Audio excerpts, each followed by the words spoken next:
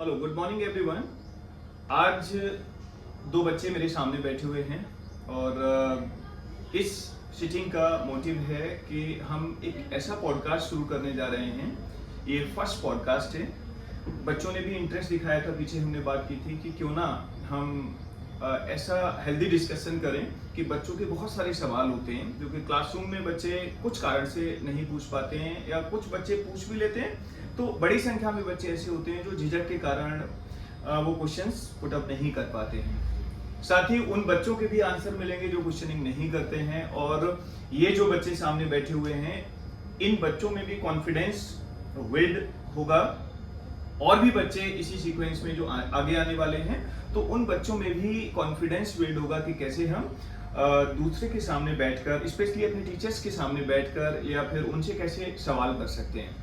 क्योंकि मेरा मानना ये है कि जब तक बच्चे सवाल पूछना शुरू नहीं करेंगे तब तक वो जीवन में बहुत सारी चीज़ों को सीखने में कहीं ना कहीं वो कमी कर जाएंगे।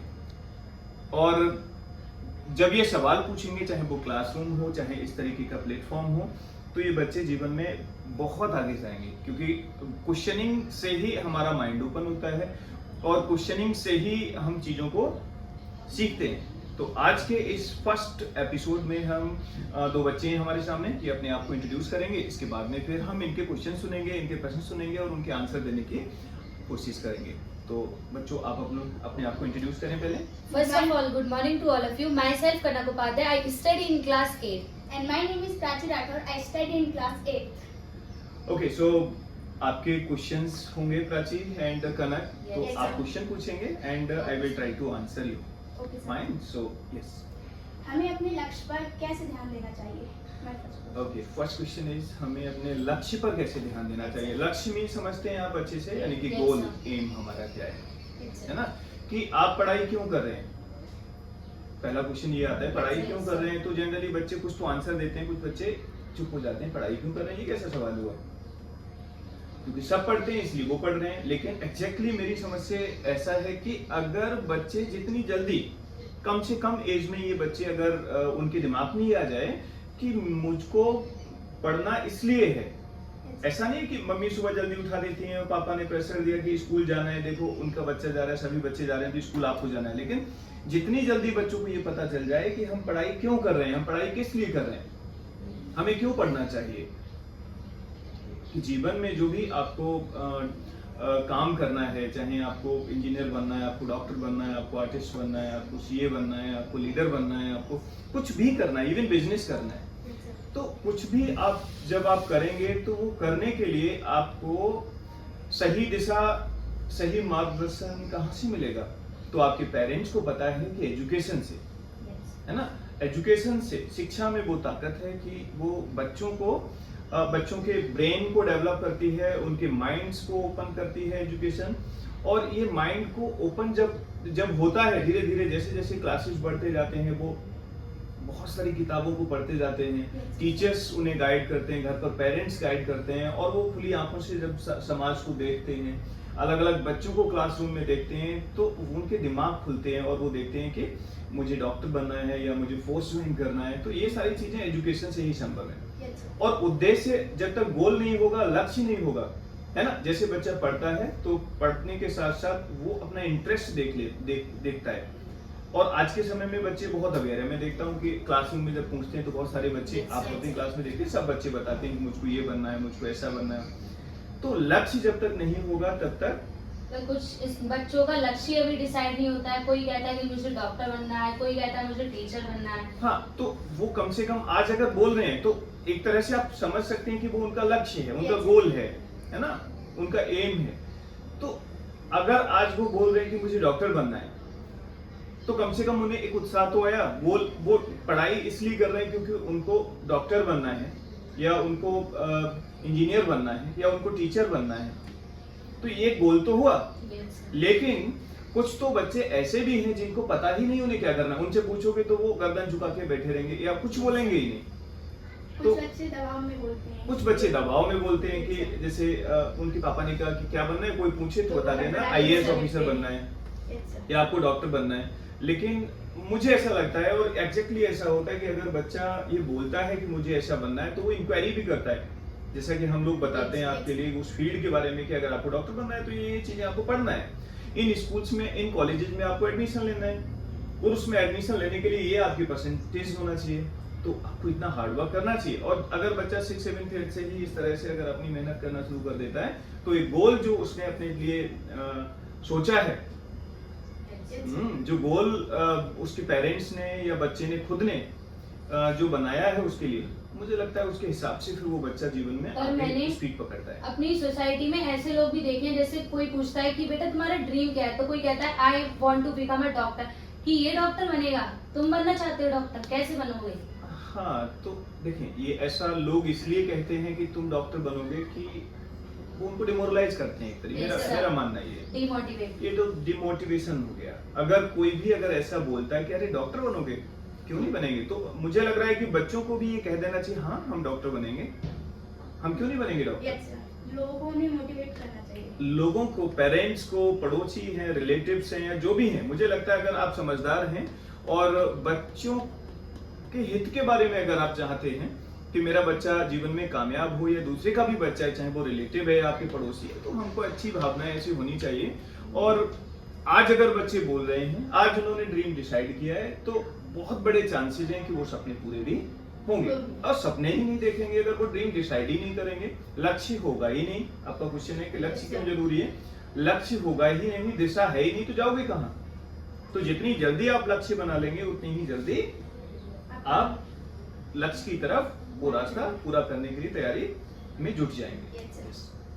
सर मेरा सेकंड क्वेश्चन है कि असफलता से अपने डर को कैसे दूर करें?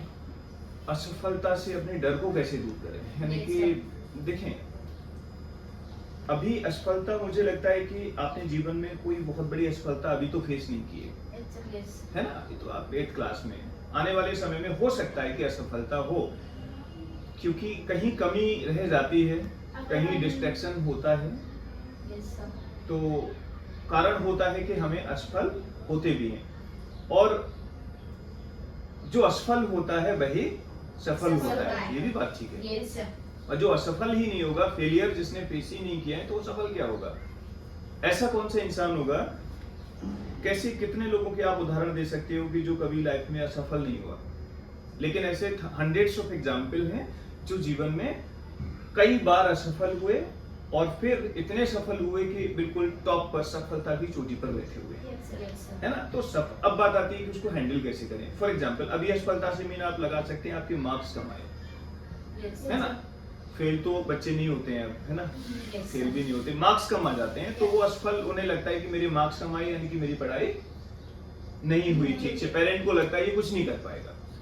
तो ये तो मैं यहाँ पर पेरेंट्स की बात कहना चाहूंगा कि यदि आपके बच्चे के मार्क्स कम आते हैं या किसी भी तरीके से किसी कंपटीशन में वो बच्चा असफल होता है, असफल से मतलब है वो compete नहीं कर पा रहा है, वो उसको क्वालिफाई नहीं कर पा रहा है, स्कूल लेवल पर जो इंटर स्कूल कॉम्पिटिशन्स होती हैं, अगर उसमें उसकी रैंक नहीं आ रही है, तो उस रैंक को लेकर आप बिल्कुल वरीड ना करें।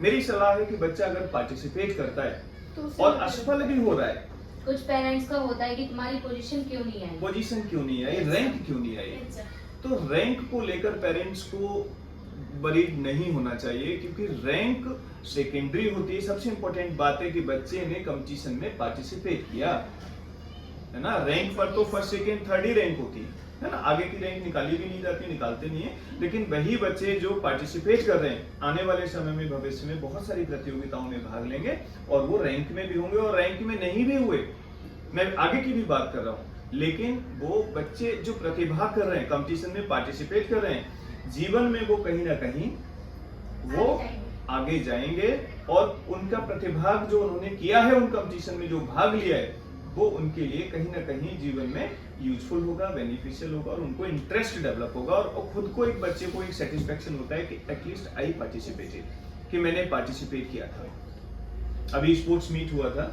पीछे, तो आपने देखा था कि बच्चे कितने इंटरेस्ट के साथ उसमें उन्होंने पार्टिसिपेट किया, और कितना उन्होंने एंजॉय किया, है ना। बहुत सारे बच्चे पार्टिसिपेट, तो पार्टिसिपेशन इज इम्पोर्टेंट। हाँ, तो असफलता को दिमाग में ना ले दें, असफल हो गए तो कुछ प्रॉब्लम हुई, क्योंकि असफल होंगे तभी आप।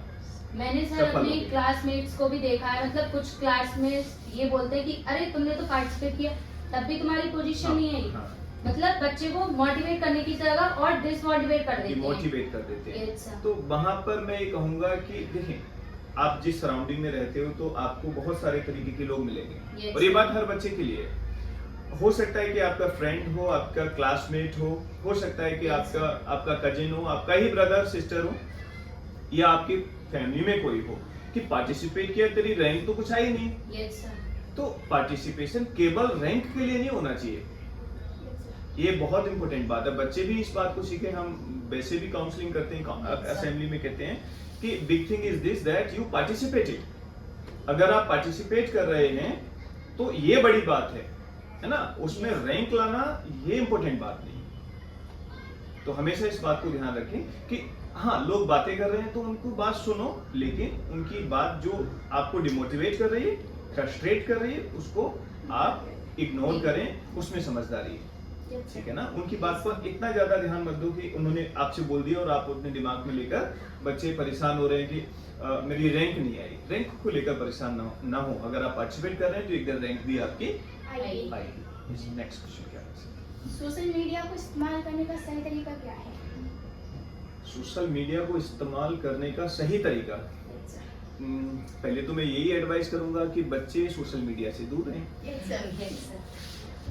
क्योंकि सोशल मीडिया देखें, ये एक आज के समय में अट्रैक्शन का कारण Yes, sir. है ना। आप देखते हैं, चाहे अपने पेरेंट को देख लो, आस पड़ोस के लोगों को, रिलेटिव्स को देख लो, या फिर किसी को भी, जिस पर भी आपकी निगाह जाएगी वो व्यक्ति फेसबुक, इंस्टाग्राम या रील्स या उन चीजों में अपना टाइम वेस्ट कर रहा है। बिलो एवरेज पर्सन जो है, जिससे उसको कुछ भी मिलने वाला नहीं है, ना तो उसको नॉलेज मिल रही है, Yes, sir. ना कोई लर्निंग नहीं है, वो सिर्फ अपना टाइम केवल और केवल वो टाइम वेस्ट कर रहा रहे है। हैं। और सबसे बड़ी सीख मुझे लगता है ये बच्चों को देने की जरूरत है कि बच्चे बड़ी संख्या में, एक बड़ा परसेंटेज ऐसा है बच्चों का आज के समय में, क्योंकि पेरेंट्स कंप्लेंट करते हैं, उससे मुझे आइडिया है कि बच्चे इंस्टाग्राम, फेसबुक, सोशल मीडिया का मिसयूज कर रहे हैं। Yes, sir. और सोशल मीडिया का अगर आप अकाउंट बनाया है आपने, या फिर आप उस पर, कोई भी बच्चा अगर उस पर अपना टाइम वेस्ट कर रहा है, या फिर अपनी पोस्ट डाल रहा है, या फिर वो बच्चा किसी भी तरीके से कुछ Videos. एक्शन मूवीज देख रहा है, या वीडियो सॉन्ग सुन रहा है, या फिर कार्टून्स देख रहा है, बहुत सारी चीजें हैं जो जहाँ पर वो टाइम वेस्ट कर सकता है। तो ये बच्चों के लिए सबसे खतरनाक बात है, क्योंकि वो बच्चे हैं, उनको अपना अच्छा और बुरा भी ठीक से शायद समझ में नहीं आ रहा है। लेकिन पेरेंट्स को इस बात का बहुत ध्यान रखना है। अभी थोड़ी देर बाद तो वहां पर हमको ये पेरेंट्स को यहाँ पर बहुत सजग रहना है, ऑब्जर्वेशन हाई रखना है कि मेरा बच्चा कर क्या रहा है, सोशल मीडिया पर कहीं उसका टाइम वेस्ट तो नहीं हो रहा। तो हम बच्चों को, अपने बच्चों को सलाह दें, बच्चे मान जाएंगे।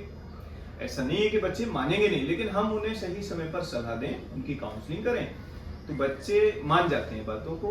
तो यहाँ पर मैं सभी बच्चों से रिक्वेस्ट करूंगा, एडवाइस देता हूँ कि प्लीज आप सोशल मीडिया का अभी यूज ना करें। जब समय आपका आएगा तो आप सही से सदुपयोग आप उसका करेंगे। आप मोबाइल का यूज लर्निंग की चीजों में कर सकते हैं। Yes, sir. आप आज नॉलेज के लिए, आज जो चैप्टर्स आपको बुक्स में दिए हुए हैं, उन चैप्टर्स को क्लास में टीचर्स पढ़ा रहे हैं, साथ में आप YouTube पर बहुत अच्छे ऐसे प्लेटफॉर्म हैं, गूगल ऐसे प्लेटफॉर्म्स हैं, ऐसी वेबसाइट हैं जिन पर लर्निंग का बहुत कुछ ऐसा कंटेंट है। अगर आपने उसको ठीक से पढ़ लिया, समझ लिया, तो बहुत सारे टॉपिक्स बहुत आपको आसान हो जाएंगे। आज बड़ी से बड़ी कंपटीशंस को भी ऑनलाइन प्रिपरेशन से कैंडिडेट्स ने क्वालिफाई कर दिया। इवन आईएएस की कंपटीशन भी, सिविल सर्विसेज में भी जो कैंडिडेट क्वालिफाई हुए हैं, उन्होंने ये अपने इंटरव्यू में कहा कि मैंने कोई कोचिंग सेंटर ज्वाइन नहीं किया था, Yes. मैंने सिर्फ अपनी कंपटीशन को, यूपीएससी को मैंने क्वालिफाई किया किससे? ऑनलाइन क्लासेस Online से। classes। तो ये तब संभव हुआ जब उन्होंने पढ़ाई को फोकस किया और सही इस गैजेट का, मोबाइल का सही से यूज किया, तब ये संभव हो पाया। तो ये एडवाइस है बच्चों को, प्लीज कि आप सभी सोशल मीडिया का से अभी दूरी बनाकर रखें। हाँ, पढ़ने के लिए आप मोबाइल का यूज कर सकते हैं, ये बात। कुछ पेरेंट्स ऐसे भी होते हैं जो बच्चा रोता है तो उसे फोन देते हैं, ये भी गलत है। ये तो बहुत खतरनाक बात है। वो रोने लगा, उसको parents- मोबाइल दे दिया। कि मैं प्राची, खाना छोड़ दूंगा, ये कर दूंगा, मुझे फोन दो। और मैंने अपने सराउंडिंग में भी देखा है, जो बच्चे मतलब खाना खाते हैं तो फोन देखते जाएंगे और खाना खाते जाएंगे। हाँ, और पेरेंट्स भी मना नहीं करते हैं। पेरेंट्स भी मना नहीं करते क्योंकि उन्हें ऐसा लगता है कि अभी ये छोटा है और मोबाइल खाना खा लेगा, अगर ये मोबाइल चला लेगा Yes. तो वो खाना खा लेगा।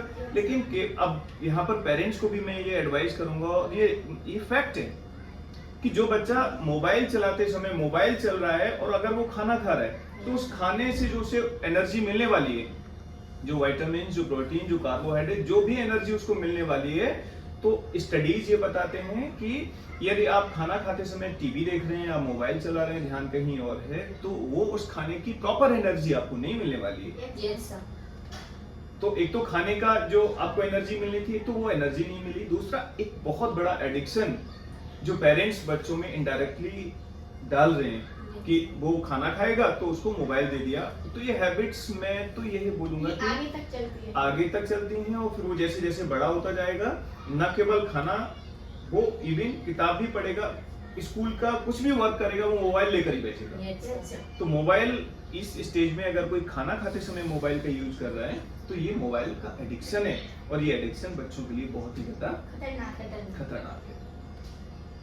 ये बहुत खतरनाक, इट्स वेरी डेंजरस। तो पेरेंट्स को समय रहते अगर बच्चों की केयर कर लेते हैं, वो अगर वो समझ जाते हैं कि ये एडिक्शन है, मुझे अपने बच्चों को दूर रखना है, तो वही बच्चों को पढ़ा पाएंगे, वही बच्चों को संभाल पाएंगे। और जिन पेरेंट्स ने ये वार्निंग दी है, यस। जिन पेरेंट्स ने अपने बच्चों को, छोटे बच्चों को मोबाइल से दूरी नहीं बनाई, तो उन बच्चों का पढ़ाई में मन नहीं लगेगा। नहीं लगेगा।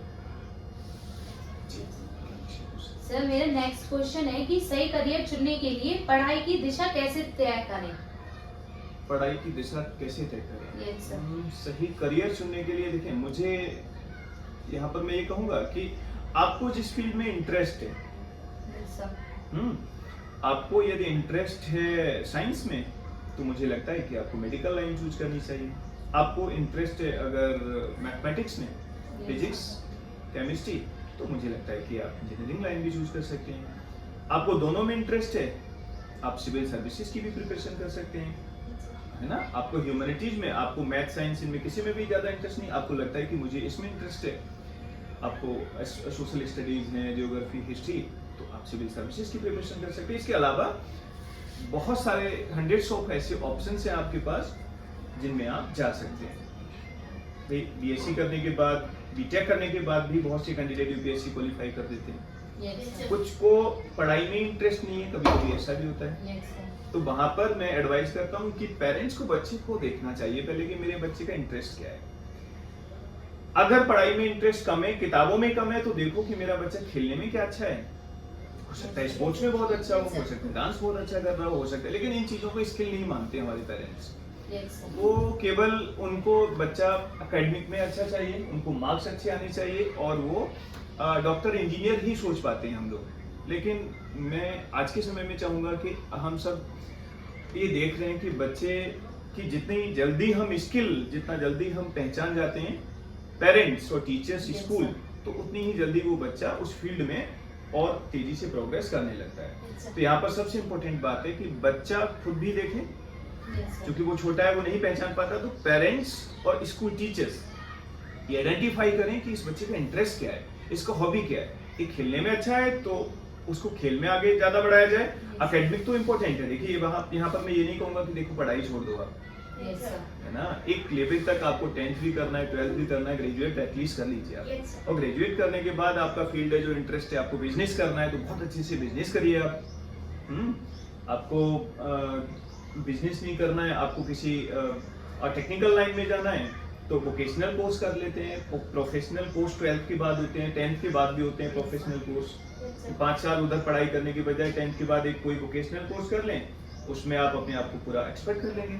तो प्रोफेशनल कोर्स करके आप अपने जीवन को आगे बढ़ा सकते हैं और अपना करियर उसमें बना सकते हैं। तो यहाँ पर सबसे इम्पोर्टेंट बात मुझे लगती है वो है इंटरेस्ट ऑफ द चाइल्ड, कि बच्चे का रुझान, उसका इंटरेस्ट किस में ज्यादा है। मैंने ऐसे बच्चे भी देखे, मतलब किसी बच्चे का पढ़ाई में मन नहीं होता, किसी का होता है कि मैं डांसर बनूं, कि मैं सिंगर बनूं। और मेरा मानना है कि ये बात तो पेरेंट्स को भी अपने बच्चे से करना चाहिए कि बच्चे का इंटरेस्ट किस चीज में है। कि वो स्कूल भेज रहे हैं बट बच्चा अंदर ही वो फोर्स की जबरदस्ती से पढ़ रहा है कि मम्मी पापा भेज रहे हैं इसलिए वो स्कूल आ रहा है। देखिए बच्चा स्कूल तो आएगा, उस स्कूल तो आना है उसको। कब तक आना है स्कूल उसको? नहीं मतलब 10th करना है, इवन Yes. 12th भी अच्छे से करना है, ग्रेजुएशन भी मुझे लगता है उसे करना चाहिए। लेकिन बच्चे को ये जरूर समझना है, पेरेंट्स ये जरूर गाइड करें कि मेरा बच्चा ठीक से पढ़ रहा है नहीं पढ़ रहा है, और उसके इंटरेस्ट को देखें। जो आप Yes, बात sir. कर रहे हैं ना, इंटरेस्ट को देखें। वो इंटरेस्ट नहीं पहचान पाते, Yes, sir. मतलब मेरा बच्चे का इंटरेस्ट क्या है, उन्हें मतलब वो बच्चा 10 ईयर का हो गया, 15 ईयर का हो गया, वो ये नहीं पहचान पाए कि मेरा एक बच्चा है, इस बच्चे को क्या अच्छा लगता है, Yes, sir. और वहीं हम लोग गलती करते हैं। Yes, sir. और अगर आपको इंटरेस्ट पहचान लिया, अभी मैं पेरेंट्स से भी बात करता हूँ, मैं बहुत से पेरेंट्स से बात करता हूँ, अच्छा क्या आपको लगता है कि बच्चा कैसा पढ़ रहा है, तो वो कहते हैं आप देखो सर बच्चा स्कूल में कैसे पढ़ रहा है, हमें बहुत सारे काम है। तो मैं कहता हूँ देखो काम तो है, ठीक है सब काम कर रहे हैं, लेकिन प्लीज भाई शाम को तो बच्चा मिलता ही है ना, शाम को Yes. घर में आप 7-8 बजे आते हो तो देखो कि बच्चे का कम्युनिकेशन से कैसा लग रहा है आपको। मॉर्निंग में उसको ऑब्जर्वेशन से बच्चों के हाव भाव हमको पता चलते हैं, और उनके इंटरेस्ट जितनी जल्दी फाइंड आउट कर लिए जाते हैं, उसी तरीके से वो बच्चे जीवन में आगे बढ़ जाते हैं। कुछ पेरेंट्स बहुत बिजी होते हैं तो उन्हें थोड़ा वक्त अपने बच्चे को टाइम देना चाहिए। हाँ, बिल्कुल देना चाहिए। अगर पेरेंट्स टाइम नहीं देंगे तो फिर वो बच्चा फिर कैसे आगे Yes, ग्रो yes, करेगा। yes. तो टाइम इज वेरी इंपॉर्टेंट, कि जो पेरेंट्स अगर अपने बच्चों को सपोर्ट करते हैं, जो टाइम देते हैं, और मैं पढ़ाने की बात नहीं कर रहा, कम से कम वो उनसे कम्युनिकेट करें, शाम को बात करें वो उनसे पूछें उनको स्कूल्स के बारे में, कैसा आपका स्कूल चल रहा है, टीचर्स कैसे पढ़ा रहे हैं, सारी चीजें ठीक से चल रही हैं, कोई प्रॉब्लम तो नहीं है। तो बच्चा भी इजी होता है, और वहाँ पर मुझे लगता है कि चीजें फिर आसान हो जाती हैं, उसका पढ़ाई में भी मन Yes, sir. लगने लगता है। सर, एक विद्यार्थी को पढ़ाई के लिए कितना समय देना चाहिए? एक बच्चे को पढ़ने के लिए कितना समय देना चाहिए? मुझे लगता है सब्जेक्ट कितने हैं आपके पास अभी, सब्जेक्ट के अकॉर्डिंग देखें, English, math, science, SST, Hindi, तो और इसके साथ में आपके एडिशनल सब्जेक्ट हैं, Yes, जिसमें yes, आपका GK हो गया, computer, computer, Sanskrit, Sanskrit, art हो गया। Drawing, yes, sir. Yes, sir. Additional subjects हैं आपके। तो अब आप देखें कि आपको किन सब्जेक्ट में ज्यादा इंटरेस्ट आता है, मैथ, इंग्लिश, हिंदी, साइंस। तो जो जिनमें इंटरेस्ट आता है वो तो आप सेल्फ पढ़ेंगे ही पढ़ेंगे, Yes, sir. है ना, उनके लिए आप 60 मिनट 50 मिनट निकालेंगे। Yes, sir. साथ में जो एडिशनल सब्जेक्ट हैं उनको कुछ बच्चे अवॉइड कर देते हैं। Yes, sir. या कुछ बच्चे ऐसे भी होते हैं एडिशनल सब्जेक्ट में, मालूम पड़ा कि वो जब भी पढ़ने की बात आती है वो ड्राइंग की बुक लेकर बैठेंगे और वो उसमें ड्राइंग करने लगते हैं। Yes, sir. Yes, sir. तो ठीक है, आप अपना हॉबी है जिस सब्जेक्ट में उसको तो पढ़ें, सीखें, जानें, लेकिन साथ में जो आपके सब्जेक्ट है, मेन सब्जेक्ट है, उनका भी टाइम टेबल बनाएं। तो इसके लिए मेरी एडवाइस है कि बच्चों को टाइम टेबल बनाना चाहिए, और टाइम टेबल के अकॉर्डिंग उसमें ब्लॉक बना लें वो टाइम की, कि मुझे ये सब्जेक्ट 30 मिनट पढ़ना है। अब जैसे मैथ में ज्यादा टेंशन की नीड है तो मैथ को 40 मिनट मुझे पढ़ना है। हिंदी में मैं जल्दी कवर कर जाती हूँ तो वहाँ 20 मिनट 25 मिनट का भी एक ब्लॉक बना लें। तो टाइम के ब्लॉक बना लें, और वहाँ पर एक गैप हो आपका। एक ऐसा प्रॉपर टाइम टेबल अगर बच्चे बना लेते हैं तो वो बच्चे, उनके लिए एग्जाम बहुत आसान हो जाता है, पढ़ाई आसान हो जाती है, और सब कुछ बहुत इजी चलता है उनकी लाइफ में। पेरेंट्स भी खुश होते हैं, Yes. स्कूल में टीचर्स भी खुश रहते हैं, और बच्चा भी कॉन्फिडेंट रहता है।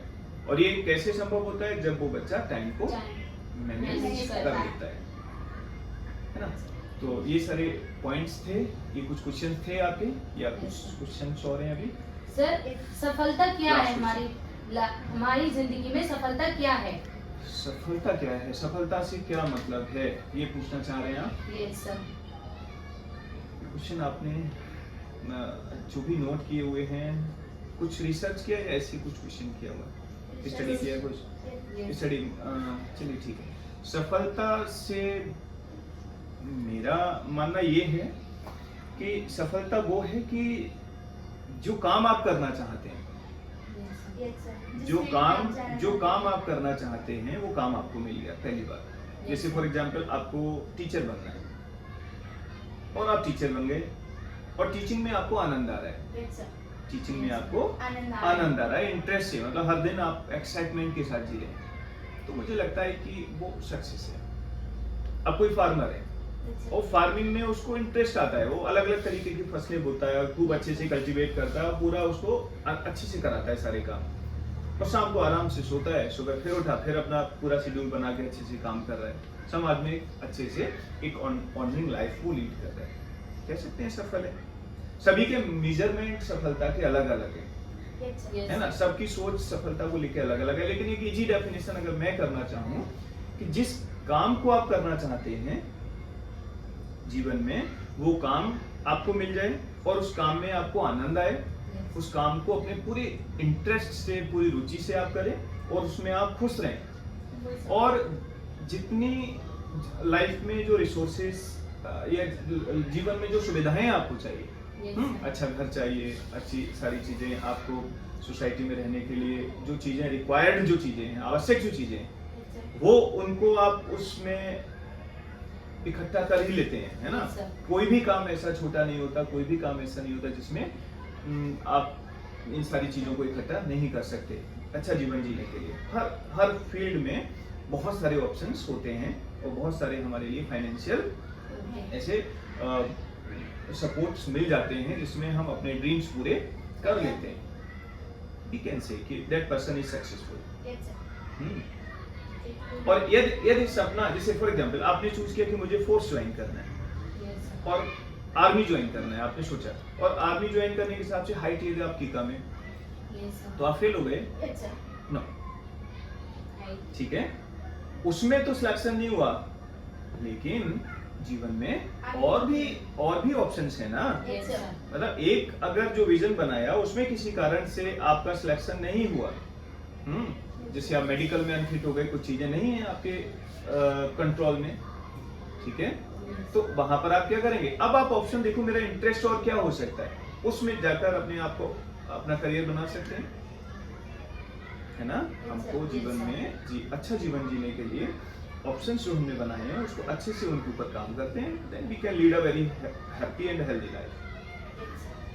सो it was a good discussion with you. मेरा लास्ट क्वेश्चन है, मेरा, अगर आपको एक लाइन में पढ़ाई का असली महत्व बताना है तो आप क्या करेंगे?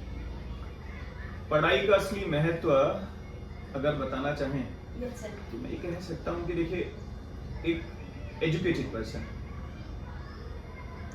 एक वास्तविक जो एजुकेटेड पर्सन होता है, जो शिक्षित व्यक्ति होता है, या एजुकेशन को डिफाइन करें तो एजुकेशन से एक बच्चे का या एक व्यक्ति का दिमाग खुलता है।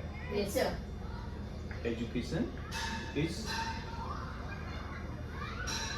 such types of the thing, या थिंग ना बोले हम इसके लिए, एजुकेशन ओपन्स द माइंड। एक ही चीज डेफिनेशन, एक ही लाइन में बोले, एजुकेशन ओपन्स द माइंड, कि शिक्षा हमारे दिमाग खोलती है। एक शिक्षित व्यक्ति, एक सभ्य व्यक्ति, या अगर कम भी पढ़ा हुआ है, ठीक है ना, ऐसे भी समाज में लोग होते हैं वो कम पढ़े हुए हैं, उन्होंने ग्रेजुएशन नहीं किया, पीजी नहीं किया, उन्होंने पीएचडी नहीं किया, वो डॉक्टर इंजीनियर नहीं है, लेकिन आप देखोगे समाज में ऐसे भी बहुत अच्छे लोग हैं जिन्होंने अपने माइंड को ओपन किया कि क्या सही है और क्या गलत है, उसके बीच में डिफरेंशिएट करना सीख लिया और उन्होंने एक अच्छा जीवन वो भी जी रहे हैं। लेकिन यहाँ पर मैं चूंकि बच्चों की ही बात कर रहा हूँ, तो एजुकेशन से मेरा मोटिव जो है, एजुकेटेड पर्सन जो है वो होता है, शिक्षित व्यक्ति वो होता है जिसका दिमाग खुला हुआ है, जो सही और गलत के बीच में अंतर पैदा करता है और जो बहुत सारे अपॉर्चुनिटीज को वॉच करता है, जिसका ऑब्जर्वेशन बहुत हाई है ना, और जो सही दिशा में चल रहा है, समाज में वैल्यू ऐड कर रहा है, सबसे बड़ी बात अपने देश के लिए कुछ कंट्रीब्यूट कर रहा है। केवल वो सेल्फिश होकर जीवन नहीं जी रहा है, हमको सेल्फिश होकर जीवन नहीं जीना चाहिए। और क्योंकि जब हम किसी दूसरे को कुछ देते हैं तो ऑलमाइटी ईश्वर, परमात्मा, ये प्रभु, यूनिवर्स हमको ब्लेस करता है, आशीर्वाद देता है। थैंक यू, बहुत सारे question Thank you so much, sir. पूछे और it was a good to talk to you. Thank you so much. Thank you, sir.